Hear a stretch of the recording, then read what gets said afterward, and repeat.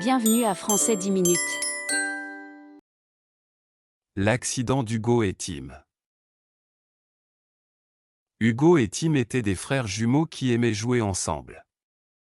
Ils faisaient tout ensemble, et leur endroit préféré pour jouer était le salon.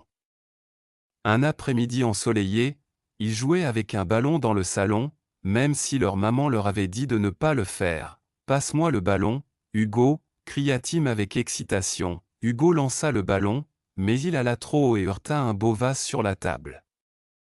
Le vase rachida par terre et se brisa en plusieurs morceaux. Les garçons se figèrent, réalisant ce qui s'était passé.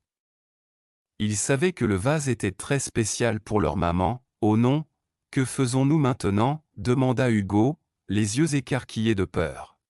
« Nous devons le dire à maman, » dit Tim, bien qu'ils se sentent aussi effrayés. Leur maman entendit le bruit et entra dans le salon.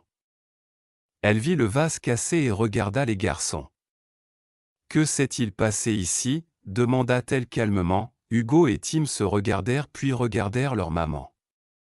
Ils prirent une profonde inspiration et dirent « Nous sommes désolés, maman. Nous jouions avec le ballon, et il a heurté le vase. Nous ne voulions pas le casser. » Leur maman soupira et dit « Je vous ai dit de ne pas jouer avec le ballon dans le salon. Mais j'apprécie votre honnêteté. Nous pouvons réparer cela ensemble. » Elle leur fit un câlin puis leur montra comment nettoyer les morceaux cassés en toute sécurité. Après avoir fini, elle dit « Rappelez-vous, suivez toujours les règles. Et si vous faites une erreur, il est important d'être honnête. » Les garçons hochèrent la tête, se sentant soulagés. Ils promirent d'être plus prudents à l'avenir. Marguerite dans le jardin. Dans un petit village, il y avait un beau jardin plein de fleurs colorées. Parmi toutes les fleurs, les marguerites se démarquaient le plus. Elles avaient des pétales blancs et des centres jaunes qui ressemblaient à de petits soleils.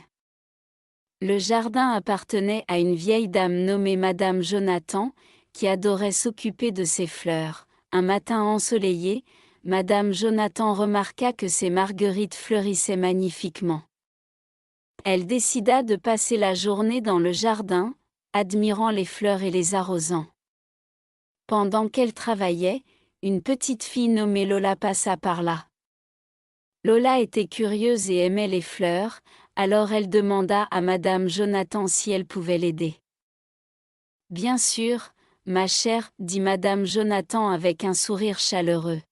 « Tu peux m'aider à arroser les marguerites ?» Lola était ravie et versa soigneusement de l'eau sur les marguerites.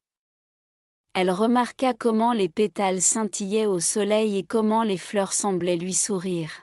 « Ces marguerites sont si jolies, Madame Jonathan, » dit Lola. « Elles le sont, n'est-ce pas ?» répondit Madame Jonathan. « Les marguerites sont des fleurs spéciales. Elles sont simples, mais elles apportent tellement de joie. Elles me rappellent des souvenirs heureux. » Lola regarda les marguerites et pensa à ce que Madame Jonathan avait dit. Elle réalisa que même les choses simples pouvaient apporter un grand bonheur.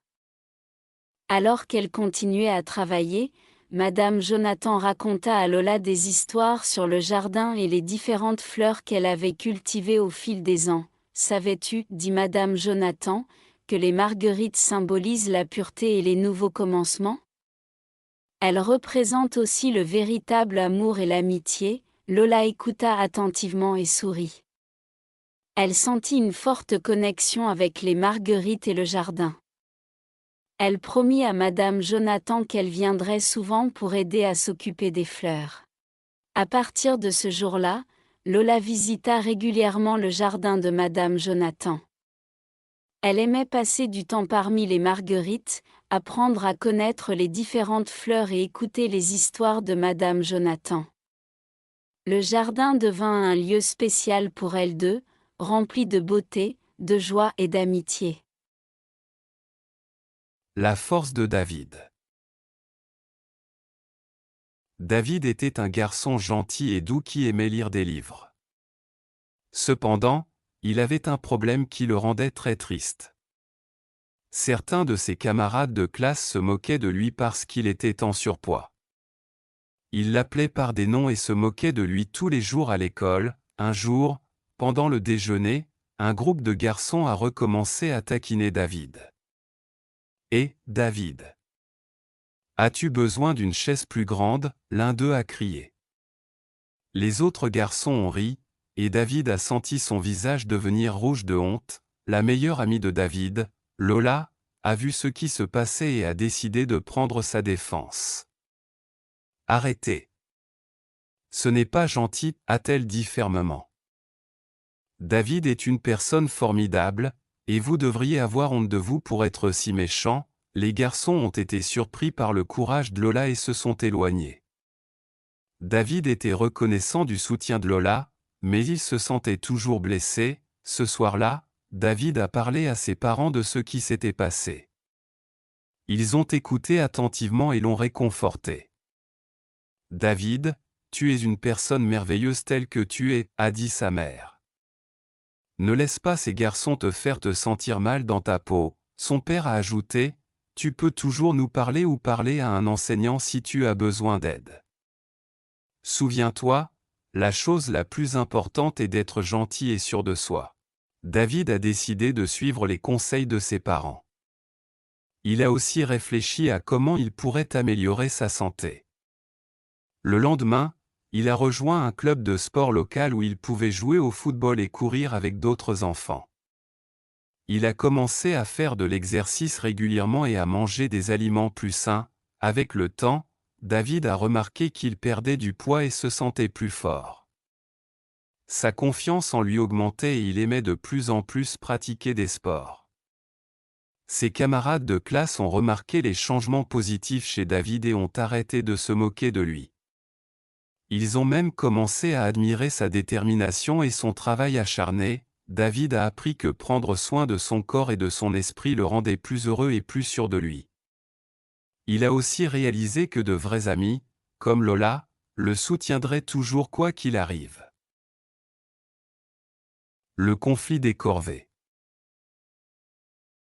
Max et sa petite sœur, Emma, se disputaient souvent à propos des corvées.